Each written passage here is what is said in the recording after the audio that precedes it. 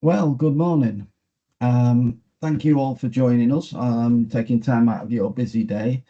My name's Andrew Millington, and for the next half an hour to 40 minutes, I'm going to talk to you about the changes in the Association for Project Managers Project Management Qualification, what it means to you, and why there's never been a better time to be a project professional. A few words about me just before we get going. He clicks the right button. This is me over on the left-hand side. I've had about 30 years experience of leading large-scale projects and programs globally in various sectors and industries. I've written a number of papers and I regularly speak at different forums and I judge a number of awards. I also deliver projects and also can allow or help people gain formal accreditations or qualifications, all the way from project management fundamentals all the way through to chartership and fellowship as necessary. And I also sit on a charity called Be the Business, which provides interim or temporary boards to startup organizations or companies who are just finding their way and want somebody to help them and mentor them to develop their businesses. I've got a number of qualifications and accreditations. I won't bore you with them. Needless to say, just sit back, relax, and let's see where we go.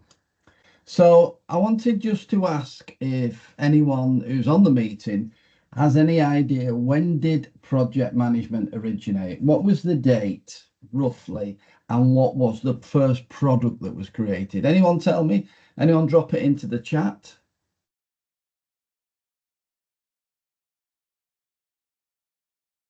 Anyone know?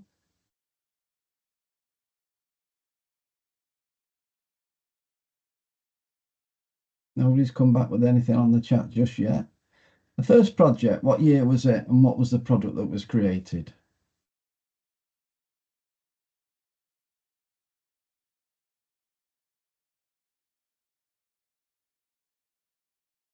Okay.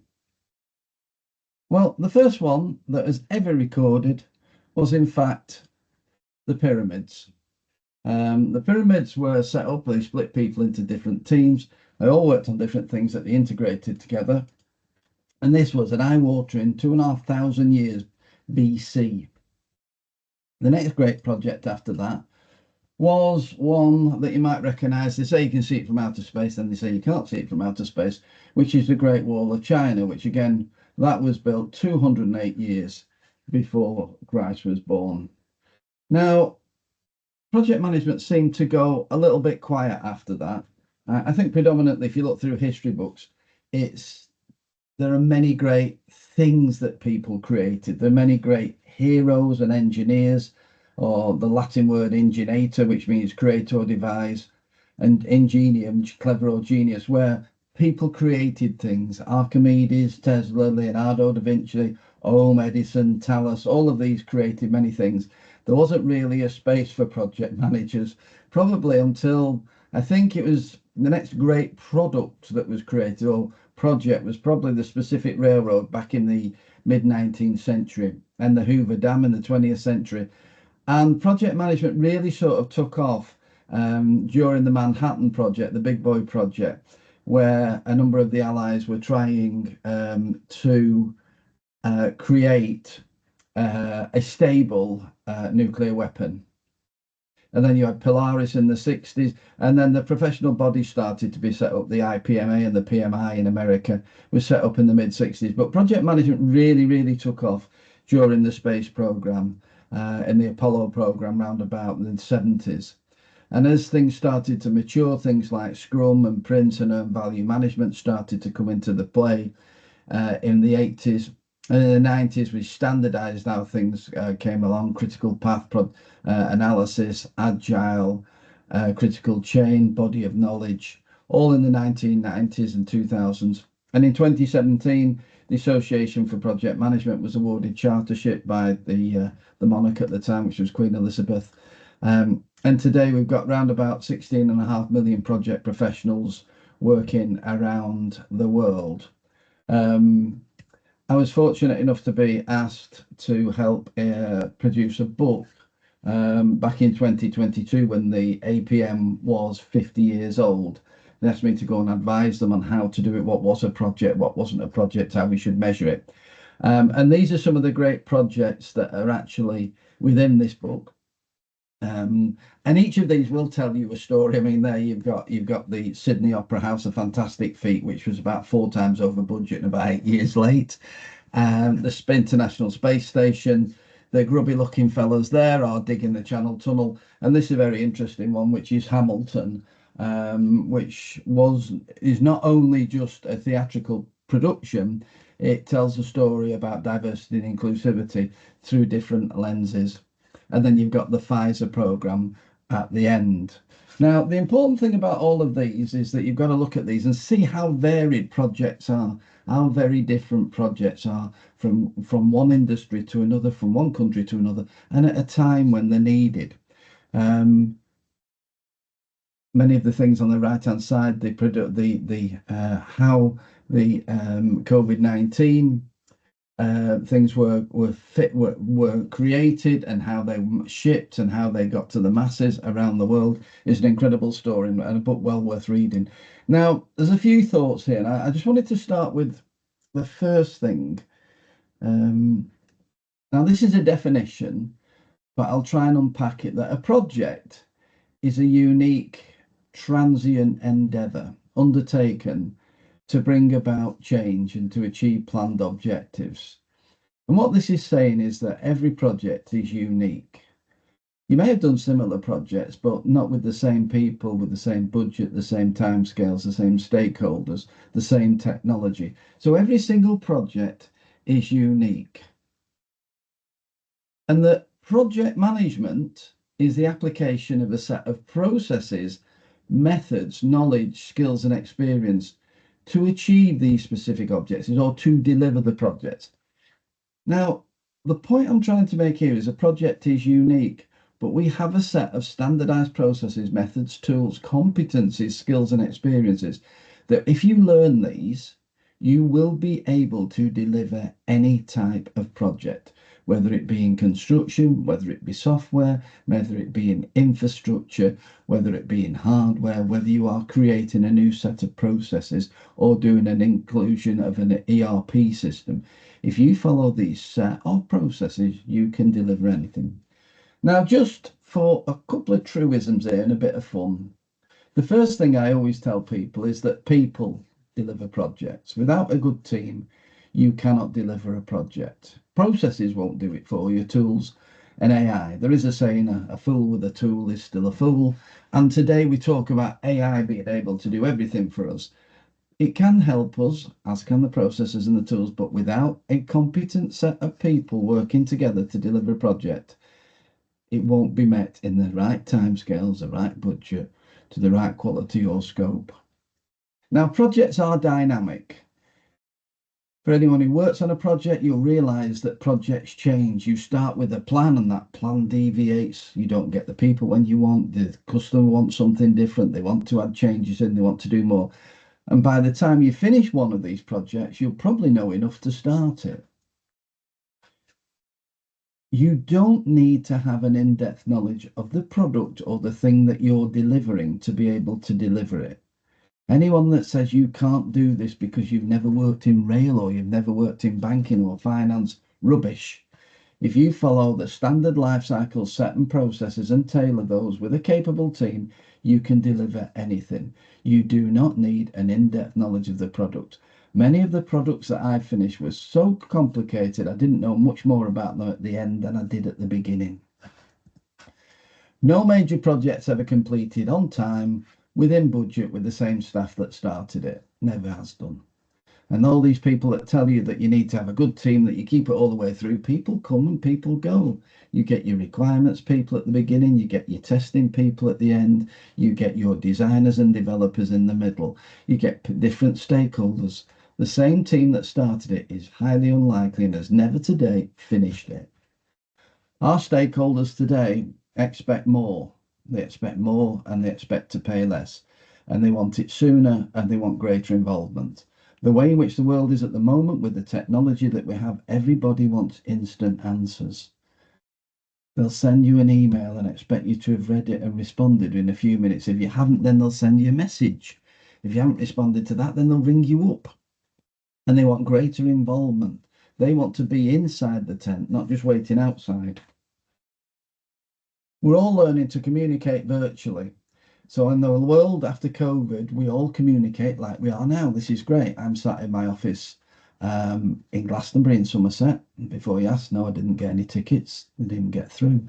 And we're all learning to communicate virtually with all our global stakeholders. You may actually find now today that you actually work with people that you never actually physically meet.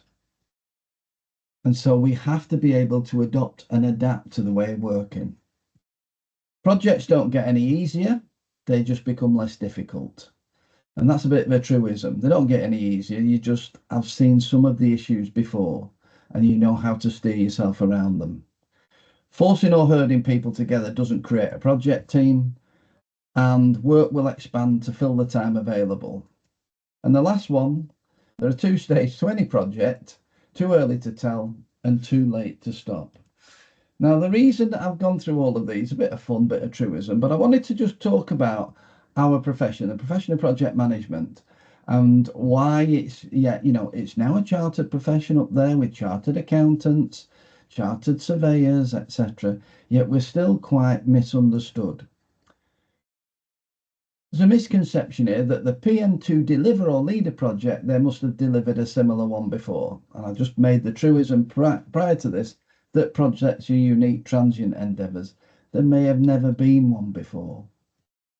There's a belief that the project manager must have had to work in the exact industry before they can lead a project. Every project set up with a new set of requirements. Every project is unique. Every project has a different team on it. There's a big misunderstanding that you must understand the product in great depth in order to lead the project. Projects bring about change against planned objectives. You don't need to understand the in-depth knowledge of the software that you're developing or the ERP system, or I worked in defence, some of the platforms that we created. There's a massive ignorance as well. Project management is not about measuring the hard work of others. Project management is about driving to deliver on time, to budget, with the right level of quality to satisfy the stakeholders. It's about managing suppliers and contracts and procurements. It's about managing risk. It's about managing dependencies. It certainly isn't about measuring the hard work of others. Thoughts? Well, a few people say to me, and I have to laugh, project management isn't a real profession. Project management is a chartered profession in 2024. We've got something like about 5,000 chartered professionals. And as you'll see after this slide set, we expect that to go up. We've got over 2 million people in the UK are actively employed being project professionals delivering projects. I go to dinners, I went to one the other week, Controls Expo. There were nearly 600 people there for the awards. We get more and more applicants for these awards every year. So how do we get around these misconceptions? How do we get around some of these problems? Well, the first thing is that we standardize how we do something. And that's through our processes and our competencies. We professionalize our training through formal qualifications and accreditations, and you get on the pathway to chartership.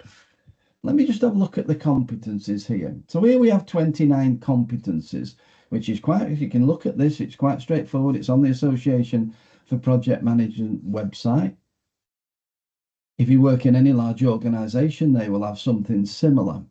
And you can rank yourself against each of these competencies, and these will change as you go through your career. If you're earlier in your career, you may understand some of these in much greater depth. As you get further into your career, you may have an overall understanding of these, but you couldn't actually do some of the things like integrated scheduling and things like that. Now, for each of these, you can measure your competence. You can measure it against the role that you're doing, or you can measure it against an average of the people who are doing a similar role to you. And it creates what they call a Manhattan skyline, where you can see the peaks and the troughs of some of these things. But if you are trained to understand these, you can become chartered. You can run any project put in front of you, following the competencies and the processes that each outline. Now, all of these are tested at different layers and different depths, as part of training and accreditations. And I'm just going to come on to a simple part of the accreditations here. There are three of these prior to chartership.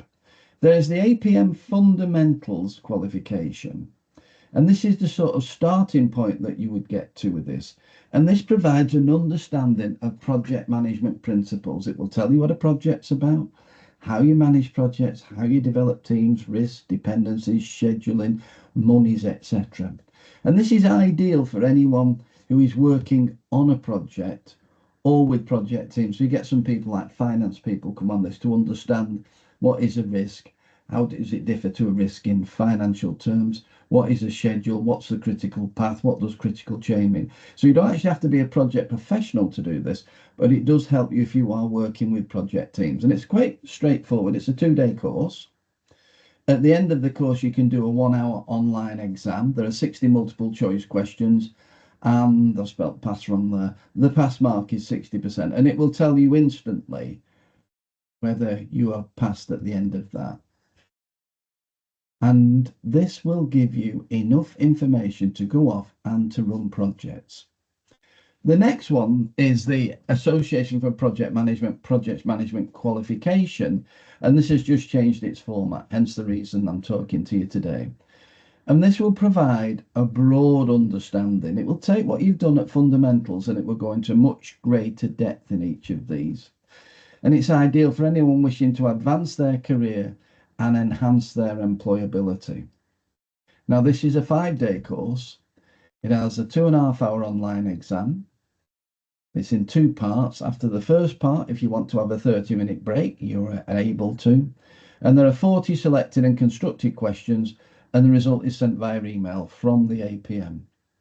Now, this has just changed format. Previously to September, this was still a 5-day course. It was a 3-hour exam, and you had to answer 10 out of 16 questions.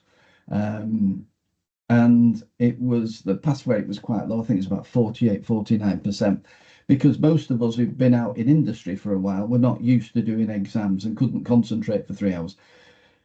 Well, often I get feedback from people that said they just didn't do 10 questions, they did 7. Well, when you're trying to get 60, when you're trying to get a 55% pass mark, if you've only got 70% available to you, it's a bit tight. And so it was changed in format. The information has changed slightly, the way in which it's delivered slightly, and there's a few additional things, and I'll go on to those. But now there are some multiple choice questions, there are some bits where you put in the missing words, and there are some things that you write. So it isn't such a big thing of the exam. The exam probably mapped alongside, people just couldn't concentrate for 3 hours, and they struggled to answer the questions as there was a better format for doing each of these. And then the last one is the Project Professional Qualification, the PPQ. And this one assesses your capability in delivering projects. And it's ideal for anyone who's a few years on in their career, who are working in projects and hold the APM PMQ. It's a 5-day course. The assessment takes place in 1 day. It's a scenario role-playing activity with an oral exam and a written assignment. And again, the result is sent via email from the APM. Now, if I just go and have a look at the syllabus here for the fundamentals, the fundamentals is outlined in 2 books, the Fundamental Qualification. You can buy this on Amazon. I have to also say you can buy it from all good booksellers. And the APM Body of Knowledge, the 7th edition here. And this is ideal for people working on a project or within project teams. And it's a great foundation. You'll talk about project management and the operating environment. Where does it sit? Regulations, political, economic. The roles and responsibilities of people within projects, the different types of life cycles and how you put a business case together, how to do project management planning, and how to manage your stakeholders, the key people that can make or break your project, how to communicate with them and work out whether your communication is having the desired effect. There are risks and issues and the difference between those and how you manage them. There's quality in the context of a project. What does quality mean? And how do we manage scope and requirements? And then it's all about resources that you need to deliver the project. When do you need them? How do you optimize them? How do you schedule them? And resources aren't just people. They can be facilities, they can be monies, they can be resources that you actually use up, such as pipe, metal, wood, etc. And then the last one on this is leadership and working with a team within a project. That's a 2-day course. There are 10 topics in there. It's an online course at the end of it, and it gives you a great foundation for project management. If we now look at the PMQ, the new one, Project Management Qualification, this has got a new book, as you can see, the APM Project Management Qualification Study Guide. Again, the body of knowledge, still at version 7. And this has got much greater depth. It will talk about different types of life cycles, which one you should choose, how to treat the people in the life cycle and the resources and the deliverables. What are governance arrangements? Sustainability in the modern day. We want to be able to have projects that allow for sustainability. Business case. How to go and buy something, procurement, and how to manage those people that are delivering to you. Reviews, assurance, showing that you are compliant with your governance arrangements and that your project is on track. Transition management, when you take your change at the end of the project into an extended life cycle, how do you then put it into your business as usual? Benefits management, diversity, inclusivity. All of these will be covered in the 5-day course. There are 4 new ones as of September. Sustainability is a new kid on the block. Diversity and inclusivity, ethics, compliance, and professionalism, and transition management. All of those have just been included for the first time. The PMQ course, if it teaches you anything, it will teach you how to do all of the activities required to deliver a project. Okay, now the APM PMQ exam, as I said, as of September, went from a 3-hour written exam. We've had a lot of people who've struggled with that. And it's added 4 new competencies, as I've said. But what it has done, it has created a new pathway to chartership. And we'll come back onto that in a second. But let's have a look at this. It's a 2.5-hour exam. You can have 30 minutes off, making it 3 hours if you want. There are 40 questions, and you have to get potential of 90 marks from 40 questions. Now, many people ask me, what is the pass mark? In fact, last time I ran this course, this chap wouldn't guess. So how many is it? Is it 50 or 60? But the pass mark varies between exam versions, taking into account the different questions and the difficulty between the different questions. And the types of questions that you get multiple choice. There are 20 of those, 1 mark each. You select from a list. There are 5 questions of 2 marks each. There are some that you'll type in a short response to, and some that you'll type in a few sentences to, what we call a longer response. The exam's completed online. You can do it anytime, 24/7. And you can then book your exam slot, test your device, make sure it works, and off you go. And as I said, you can have 30 minutes between part 1 and part 2 if you wish. But the interesting thing is that the APM PMQ has now opened up the pathway to chartership. So not only has the exam changed format, it has actually opened up a new pathway to chartership. Now, pathway 1 is people who've been working in projects and want to become chartered. And there you put in a written submission, you write about up to 4 projects, and you'll choose 12 of the competencies and write about those. And then you'll have a 2-hour interview that covers your professional practice and your technical knowledge.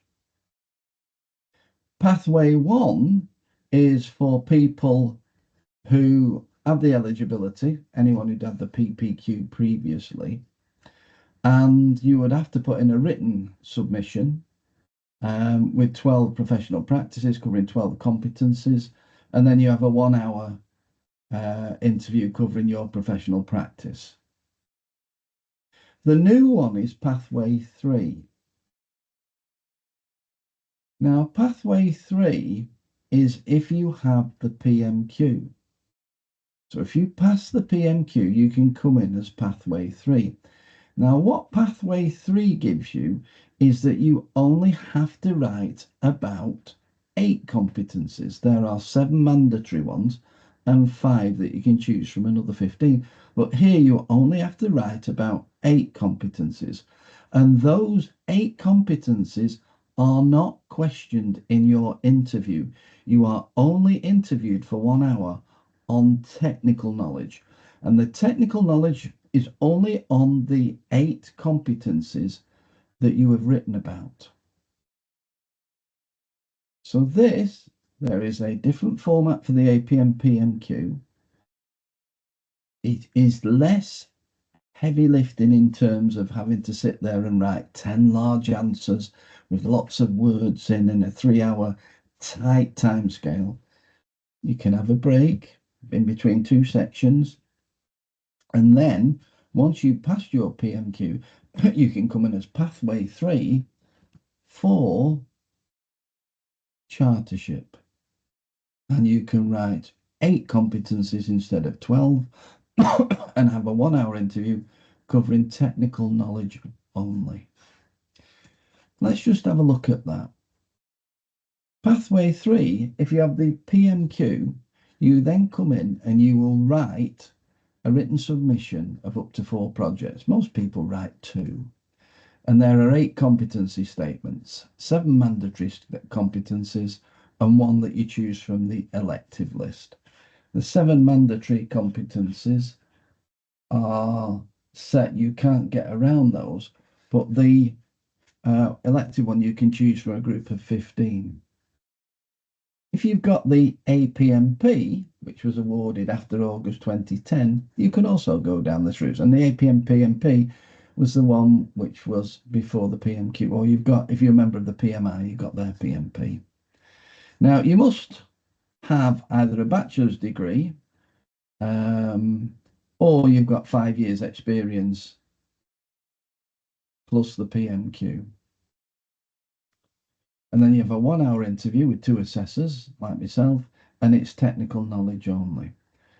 So doing the APM PMQ opens up the pathway to chartership for you. Let's have a look at the next bit then. Just before we go on to the next bit, APM Fundamentals Qualification 2-day training course gives you all the things you need to know to work in a project. APM PMQ is for those who want to learn it in greater depth, become more, enhance their employability and have greater knowledge. Chartership is one for people who want to be much more employable. It opens new doors for you. The benefits both for you and for the businesses that you work in are numerous. You become a member of the Association of Project Managers. You can use all of their facilities and libraries, etc., and you open up into a world of about 40,000 other project professionals. As well as this, you can also, with chartership, you can go help develop others. And in order to stay chartered, you have to do 35 hours per year of continual professional development. Now, what we've all said, all of those, there are 3 or 4 ways in which you can develop yourself, make yourself more employable and learn more. Now, SPOCE is a professional training company. It's got 30 years experience delivering project and program training, globally recognised across the UK, Australia, Canada, and across the globe. There are in-house options that you can do. There are many online virtual classrooms. There are on-demand virtual classrooms, and there are relearning for you. In-house is great. If you can't do an in-house one, virtual classrooms are also very, very good for learning. There are many prominent clients in healthcare, utilities, public sector, and they were the first to develop and deliver Prince2, MSP and Agile PM and many more. SPOCE prides itself on training in small immersive groups where people are felt that they can ask questions and delve into things in much deeper, in greater depth in a small group. Please don't forget that the MSP opportunity is this afternoon. The link is in the chat. Now, if you want to follow up on any of this, there is a recording of this session of me speaking, There's a 320-page with ChatGPT ebook. There is a guide to chartership, and there is a PMQ quick guide.